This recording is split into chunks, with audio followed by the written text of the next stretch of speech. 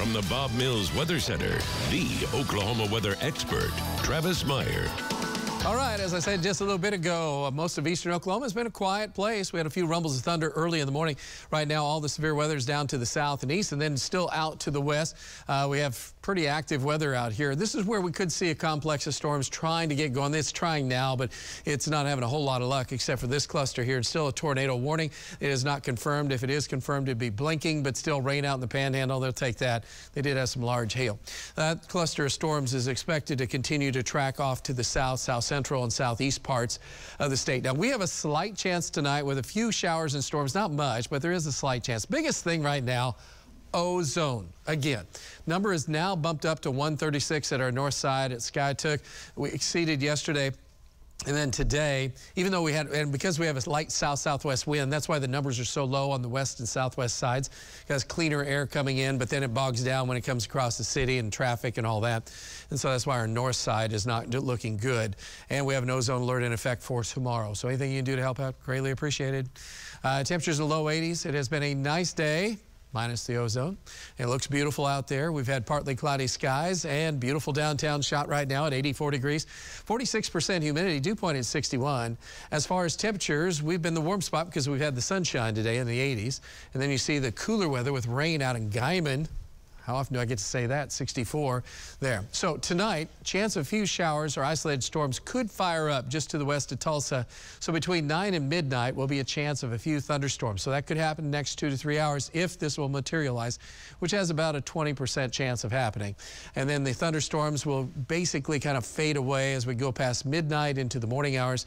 Still a slight chance. You can see a few up in Kansas. We'll be in the low 60s. Then it may be clipping eastern Oklahoma, northeastern parts here of our viewing area for tomorrow afternoon. We'll be in the 80s again with partly sunny skies.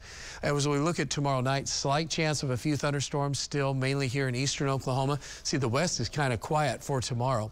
Then as we go on into early Thursday, we'll be in the 60s again. So this just kind of continuing the same pattern. 80s to near 90 in the afternoon. It's warm. The only thing we're having to deal with is a lack of a lot of wind, so ozone could continue to be a bit of a hassle as we work our way on into Thursday. By Thursday night into Friday morning, there could be a complex of storms. It's either going to be in southeast Kansas or here in northeast Oklahoma. If it gets going, it'd be wind and hail, so that'd be the main threat.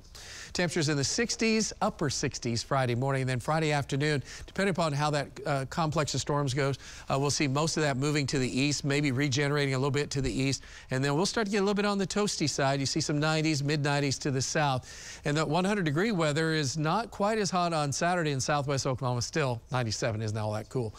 We should be okay, but upper 80s, low 90s, so it's a little bit on the steamy side. Slight chance storms Saturday night. Then Sunday afternoon, we're back into the upper 80s and low 90s. Again, upper 90s in southwest Oklahoma. Our chances of rain are looking a little bit better over the next 10 days, especially in an area where we need it. So hopefully, we'll pray about it. A couple inches of rain or so could get up into your area. That would be welcome news. And what's interesting is from Tahlequah to Pryor, we have 24 days now with less than a quarter inch of rain at any one given time. What happened? It just flipped the state. It's like, why are we having to deal with that? Well, it's just because we're missing out on it at this point. We do have opportunities for the next several nights, so we'll see how that goes. Again, Saturday night into Sunday will be our last chance there. It does get hot, though, eventually. As we get into next week, temperatures creep above normal, and we'll be well into the 90s, if not mid to a few upper 90s by late next week. We keep putting it off, so that's a good thing.